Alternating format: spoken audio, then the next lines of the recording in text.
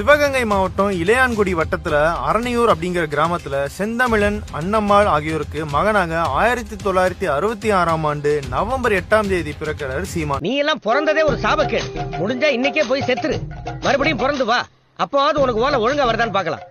உன் ஜாதகத்துல கட்டமெல்லாம் கண்ணா பிள்ளை இருக்கும். ஏன்டா நீங்க எல்லாம் இங்க வந்து ஏன் இழவு எடுக்கிறீங்க?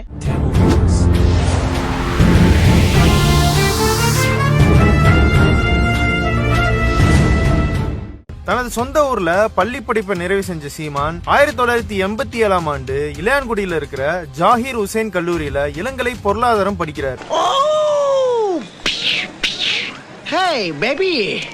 வெறும் கலர் கலரா வருது பாரு. ஐயோ டென்ஷன் பண்றானுங்களே, ரெண்டு கண்ணு பத்தலையே. இத பார்த்து ரசிக்கலடா. பட்டப்படிப்பு முடிச்சதுக்கு அப்புறம் சீமானுக்கு சினிமா துறையின் மேல ஆர்வம் வருது. எப்ப தியேட்டர்ல ஸ்கிரீன் திறந்தாதான் படம் தெரியும். இங்க பாருங்க ஸ்கிரீன்லயே படம் தெரியும். அட பெரிய டைரக்டர் இருக்காரு, உள்ள பாத்து போலாம். அதனால 1991ஆம் ஆண்டு ஊர்ல இருந்து சென்னைக்கு குடியேறி அங்க இயக்குனர்கள் மணிவண்ணன், பாரதி ராஜா ஆகியோர்கிட்ட உதவி இயக்குனராக பணியில சேர்றாரு. டைரக்ட் டக்கர் சினிமா படம் எடுக்கிறேன்னு சொல்லிட்டு ஏவிஎம் உரண்டையே பார்த்தது இல்ல. என்ன அறிமுகப்படுத்துற என்ன அந்த பக்கமா சுத்துற? நீ அறிவாளின்னு சொல்றேன்டா லூசு. Very good. அதன் தொடர்ச்சியா பாஞ்சாலங்குறிச்சி, இனியவளே, வீரநடை, தம்பி, வாழ்த்துகள் முதலிய திரைப்படங்களையும் இயக்குறாரு. பெரிய டைரக்டர் ஆவீங்க. மாயாண்டி குடும்பத்தார், பள்ளிக்கூடம், பொறி, மகிழ்ச்சி, தவம் போன்ற திரைப்படங்கள் நடிச்சும் திரையுலகத்துல தன் பயணத்தை தொடர்ந்து வந்தார்.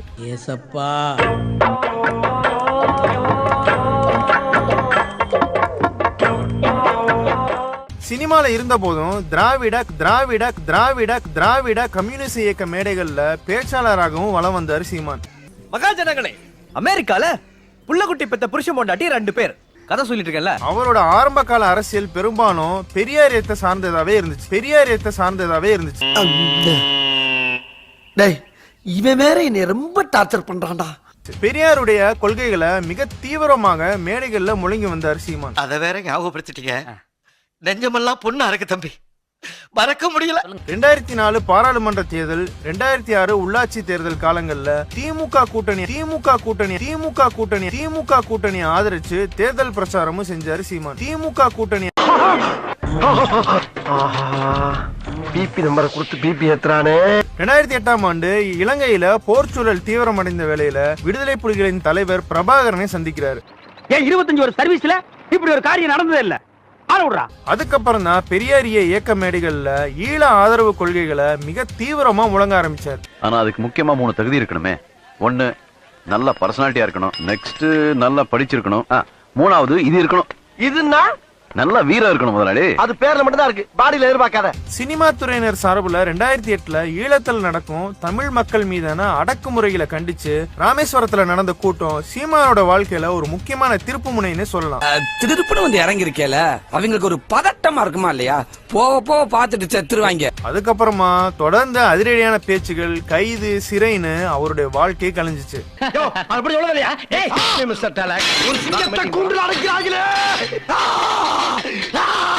சீமானோட பேச்சுக்கு திரளும் மக்கள் கூட்டத்தை பார்த்த ஈழ உணர்வு மிக்க மூத்த தலைவர்கள் அதுக்கப்புறமா சீமான முன்னிறுத்திய கூட்டங்களை நடத்த ஆரம்பிச்சாங்க. பண்டுமுருகன் அவர்களை இப்பொழுது உங்கள் முன்னே வீர உரையாற்ற வருமாறு அழைத்து உங்களிடமிருந்து விடைபெறுகிறேன். நன்றி, வணக்கம். வாங்கினேன். சீமானுக்கு அதிக நேரம் பேசவும் வாய்ப்பு கொடுத்தாங்க. இப்படி ஒன்னா திரண்ட இளைஞர்கள் கூட்டத்தை சிதற விட்டு விட கூடாது அப்படின்றதுக்காக ஒரு அமைப்பாக உருவாக்கலாம்னு சிலர் முடிவெடுக்க சீமானை முன்னிறுத்தி அதை செய்யலாம்னு அவரிடமே வேண்டுகோள் வச்சாங்க. உங்களுக்கு எனக்கு ஒரே தைரியம். ஆரம்பத்துல அதை மறுத்த சீமான் அப்புறமா அதை ஏத்துக்கிட்டாரு. நாம நடத்துற ஆபரேஷன் உரிமைக்கும் உறவுக்கு நடக்கிற உச்சக்கட்ட ஆபரேஷன். இதுல நாம எடுத்து வைக்கிற ஒவ்வொரு ஸ்டெப்பும் நிதானமா ஜாக்கிரதையா இருக்கணும். ஓகேவா? அப்படிதான் நாம் தமிழர் இயக்கம் உருவாகுது. இது பத்தி சில தம்பிகள் நம்ம கிட்ட சொன்னது என்னன்னா, காமராஜ், மணிவண்ணன், சுபமுத்துக்குமார், ராஜீவ்காந்தி போன்ற சிலர் தான் சீமான் கிட்ட பேசி நாம் தமிழர் இயக்கம் உருவாக்க காரணமா இருந்தாங்க. அப்ப கண்ணு வைத்திருக்கோம், தச்சுக்கோ. அது மட்டும் இல்ல, ஈழ உணர்வாளர்களால சீமான முன்னிறுத்தி முதல் கூட்டத்துக்கு ஏற்பாடு செஞ்சப்போ சிலருக்கு அது பிடிக்கவே இல்லை. இன்னொரு தடவை இந்த மாதிரி பைத்தியக்காரத்தனம் பண்ணீங்க சாவடிச்சிரும். மருத்துவர் எழிலன், ஜெகத் ஹஸ்பர், சாகுல் ஹமீத் போன்றவங்க எதிர்ப்பு தெரிவிச்சாங்க. ஆனா ஒரு சிலர் எல்லாருக்கும் தெரிஞ்சவரா சீமான் இருக்கிறதால அவரையே முன்னிறுத்துவோம்னு சொன்னாங்க.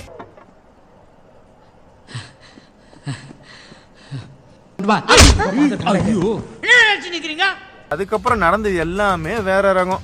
ஆரம்பத்துல எல்லோரோடவும் தோழரா இருந்த சீமான் தன்னை தலைவரா உணர ஆரம்பிச்சதும் அவரோட நடவடிக்கைகள்ல பல மாற்றம் தெரிய ஆரம்பிச்சது. அட வெக்கம் கட்டுவீங்களா? இதுக்கு எதுக்குடா வெள்ளையங்கிலி மாலையன்னு ஆனம் கட்ட அயோக்கிய பள்ளிலாம். கட்சியில தூண்களா இருந்த பலரை ஏதோ ஒரு காரணத்தை சொல்லி கட்சியை விட்டு நீக்கிறதும் இல்ல அவங்களாகவே விலகி போறதுக்கான சூழல்களை உருவாக்குற வேலைகள்லயும் செய்ய ஆரம்பிச்சாரு. அந்த குண்டை ஏதோ கையில எடுத்து சுத்திட்டு வரான்டா. ஒண்ணும் பிரச்சனை இல்லடா. டக்குனு சூரிய சிற்ப சிரிச்சிரு. பயந்து ஓடுவான். கட்சி ஆரம்பிக்க முக்கிய காரணமா இருந்த 4 பேர்ல 3 பேரு இப்ப உயிரோட இல்ல.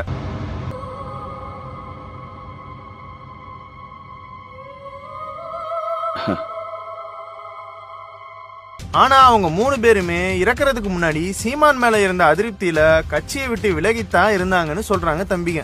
ஏயா என்ன நடக்குது? எந்த ஊரியா நீங்கலாம்? ஒன்ஸ் கேம் ஆடுறீங்க. வெளியேற்றப்பட்ட நிர்வாகிகள் தொடர்ந்து தம்பிகள் என்ன சொல்றாங்கன்னா, அமைப்பு உருவாக காரணமா இருந்த 4 பேர்ல 3 பேர் இறந்துட்டாங்க. அதுக்கப்புறமா மருத்துவர் பாரதி செல்வன், பேராசிரியர் தீரன், மைக்கேல் ஐயநாதன், நல்லதுரைன்னு பலர் கட்சியை விட்டு வெளியே போயிட்டாங்க. நாங்க வர்றோம்ப்பா. எவ்வளவு பெட்டிகளை தாப்பா அந்த காதைய தாங்க. வாங்க எம்புட்டு போய் லேசா புழுந்தாவே கண்டுபிடிச்சிடறாங்கல. தனக்கு பின்னாடி கூட்டம் சேரமும் தன் பேச்சுக்கு வரும் வரவேற்பையும் பார்த்துட்டு வேற யாரும் தேவையில்லைங்கிற முடிவுக்கு வந்துட்டாரு சீமான். தன்னை மட்டும்தான் முன்னிலைப்படுத்தணுங்கிறதுல ரொம்பவே தெளிவாயிட்டாரு. உனக்கு தெரிஞ்சு போச்சா? நீ சொல்றது உண்மைதாப்பா. சீமானுடைய பேச்சுகள் இளைஞர்கள் மத்தியில பெரும் கவனத்தை இருக்குதுன்னு சீமானை முன்னிறுத்தினாங்க. ஆனா பின்னாட்கள்ல அதே பாப்புலாரிட்டி சீமானுக்கு தான் தான் அப்படிங்கிற எண்ணத்தை கொடுத்துச்சு. இவருதான் மானஸ்தன். வணக்கம். மானஸ்தனா? மூஞ்சி பார்த்தா அப்படி தெரியலையே. பேர் வைக்கும் போது குப்புறப்படுத்திருந்தாரு. வச்சதுக்கு அப்புறம் தான் மூஞ்சி பாத்துருக்காங்க. அந்த இடத்துலதான் சீமானுடைய போக்கு மாறுச்சு. தலைவர்கள் படம் இல்லாம அவர் படத்தை மட்டுமே போட்டு போஸ்டர் அடிக்கிற நிலைமை உருவாச்சு. பணம் வசூலிச்சு அவர் ஊர்ல கபடி நடத்துறதுன்னு கட்சியை முழுசா தன்னோட கட்டுப்பாட்டுக்குள்ள கொண்டு வந்துட்டாரு. இவனுக்கிட்ட இந்த கொட்டையும் பட்டையும் காட்டி அமைச்சு காசு புடுங்கிறதுக்குள்ள உசுரே போயிருது. இது நான் சொல்ல சார், அவையார் சொன்னது. நாம் தமிழர் கட்சி தொடங்கப்பட்ட காலத்துல இருந்த எல்லாரும் கொள்கை, களம் மற்றும் அறிவு தளத்துல ரொம்பவே வலுவானவங்க. ஆனா ஒரு கட்டத்துல அவங்களாலேயே சீமான கட்டுக்குள்ள வச்சிருக்க முடியல. பெரிய மனுஷன் ஒரு சில நேரத்துல ஒரு மூட்ல பேசத்தாண்டா செய்வான். அதையா நீ கீப் அப் பண்ற? ராஸ்கல்ஸ். நாம் தமிழர் கட்சி தொடங்கப்பட்டப்போ முக்கியமானவரா இருந்த இயக்குனர் மணிவண்ணன் பின்னாட்கள்ல சீமான் மேல ரொம்பவே அதிருப்தியா இருந்து வெளியேறினாரு. என்னடா அது? என்ன பிச்சு புடியா பிச்சு? என்னடி உரசுது? என்ன உரசுது? அமைதிப்படையில அமாவாசை கேரக்டர் உருவாக்கின இயக்குனர் மணிவண்ணன் தன் சொந்த வாழ்க்கையிலேயே ஒரு அமாவாசையை சந்திப்போம்னு நினைச்சிருக்க மாட்டாருன்னு சொல்றாங்க தம்பிகள்.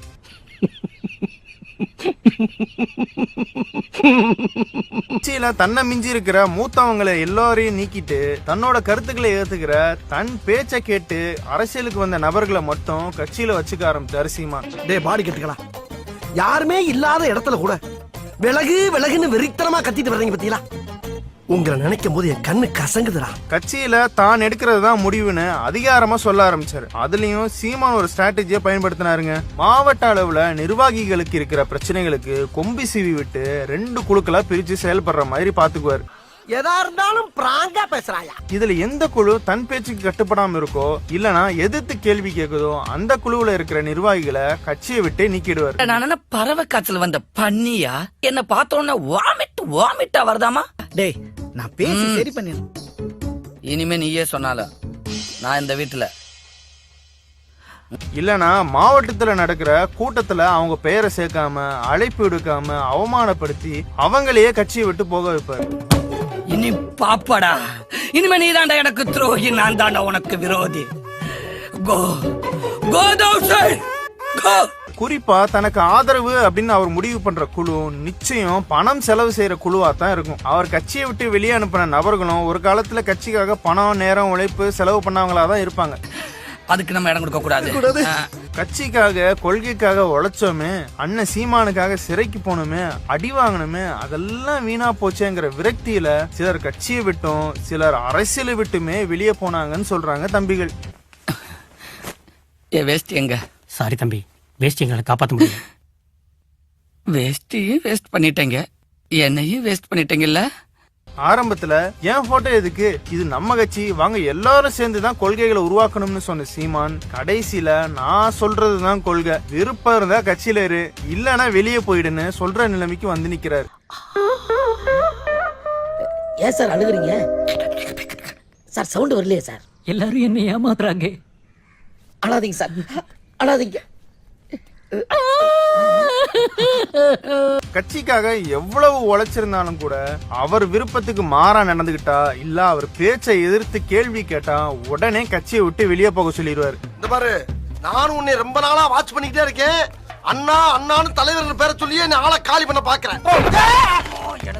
சக ஈழ ஆதரவு தலைவர்களை திட்டுறது, கட்சியில இருந்த மூத்தவர்களை திட்டுறதுன்னு ஆரம்பிச்சு இப்போ ஒரு கட்டத்துல அவர் இந்த அரசியல்ல நிக்க காரணமா இருக்கிற விடுதலை புலிகளின் தலைவர்கள் சிலரையே திட்டுற அளவுக்கு வந்துட்டாரு.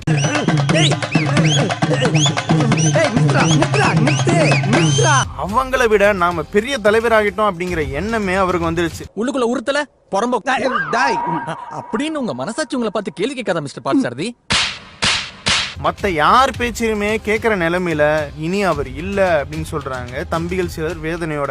அட பாவிகளா, புரட்சி கவி பாரதி மாதிரி பொன்மொழி பேசி புறப்பட்டு வந்த என்ன புரட்டி புரட்டி எடுத்துட்டீங்களா? ரொம்ப சந்தோஷம்டா, ரொம்ப சந்தோஷம்.